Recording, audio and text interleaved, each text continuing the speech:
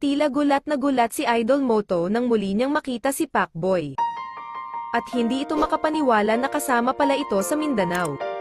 Hindi niya ito inaasahan na makakasama pala ito sa Mindanao.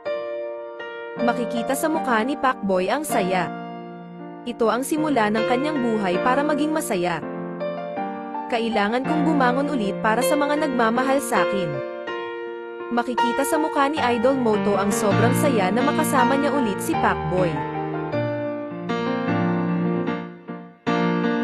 Hindi makapaniwala si Idol sa mainit ng suporta sa kanila.